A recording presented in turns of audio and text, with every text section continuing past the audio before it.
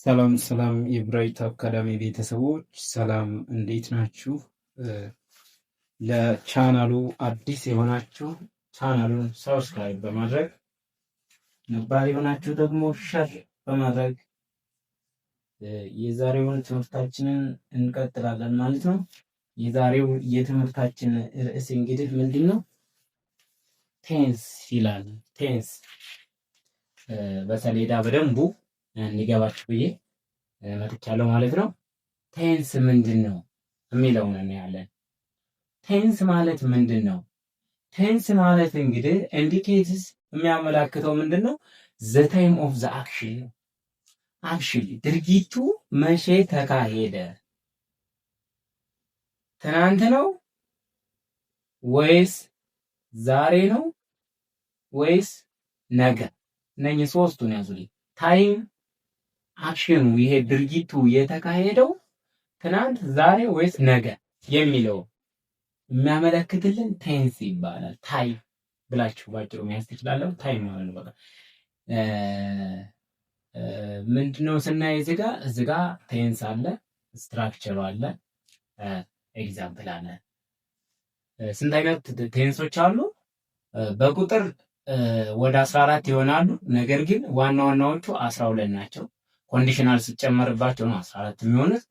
በደንብ እናያለን እያንዳንዳቸውን ማለት ነው። የመጀመሪያው ሲምፕል ፕሬዘንት ይባላል።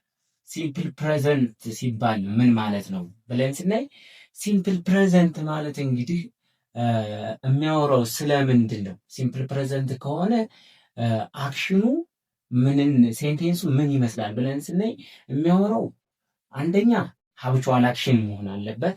ልምድ በማህበረሰቡ ልምድ የሆነ ነገር ስንጽፍ በሀብቹዋል አክሽን መሆን አለበት።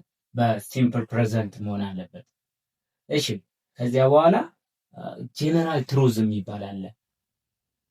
እውነታ የሆነ ነገር በዓለም ተቀባይነት አግኝቶ የማይሻር ማለት በቃ አሁን ለምሳሌ ዘ ሰን ራይስ ኢን ዘ ኢስት ነው፣ ፀሐይ በምስራቅ ትወጣለች ብል አይሽርም፣ መቼም አይካድም እና በምዕራብ አወጣም መቼም ቢሆን በምስራቅና በምዕራብ ነው የምጠልቀው የምወጣው።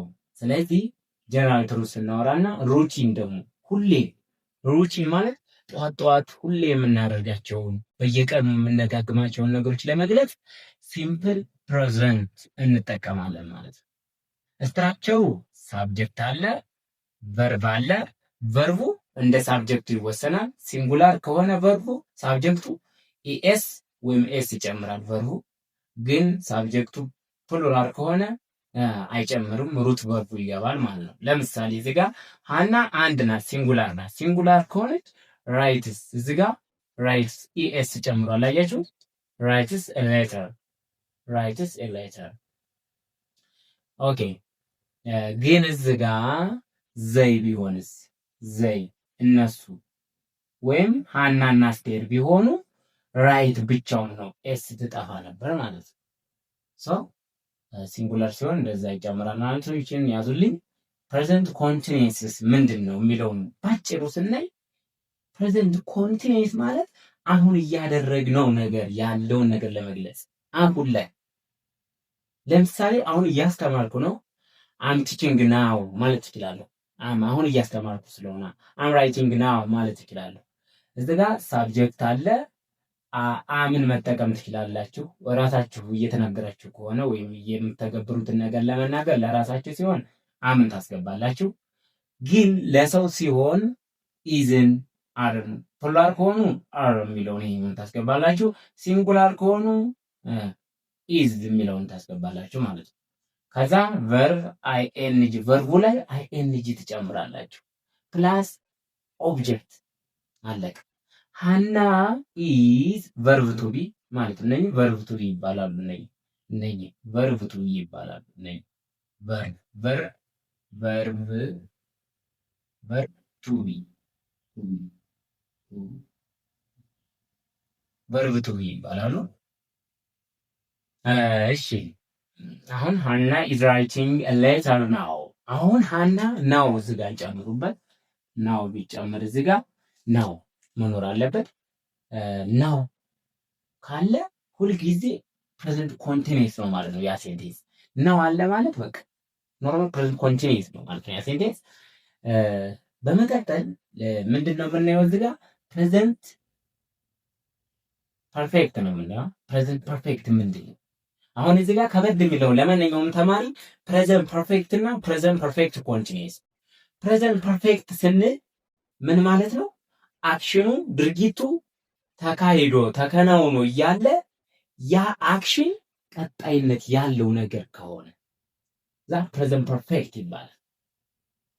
ፎርሙላው ሳብጀክት ፕላስ ሃዝ ሃቭ ፕላስ ቨርብ ስሪ፣ ሲንጉላር ከሆነ ሃዝን እናስገባለን፣ ፕሉራል ከሆነ ሃቭን ሰንደ ሳብጀክት ነው። እዚጋም ቨርብ ስሪ እናስገባለን፣ ከዛ ኦብጀክት ማለት ነው። ለምሳሌ እዚጋ ኤግዛምፕል አበበ ሃዝ አለን። አበበ ሲንጉላር ከሆነ ዘይ ቢሆን እዚጋ ምን ነበረ? ሃቭ እናስገባ ነበር ማለት ነው። አያችሁ ዘይ ሃቭ ነበር የምንለው ማለት ነው። እዚህ ጋር አበበ ስለሚል ሃዝ ሪትን ኤ ሌተር አለ። ሪትን ኤ ሌተር ሲንስ ፎር መጠቀም ትችላላችሁ።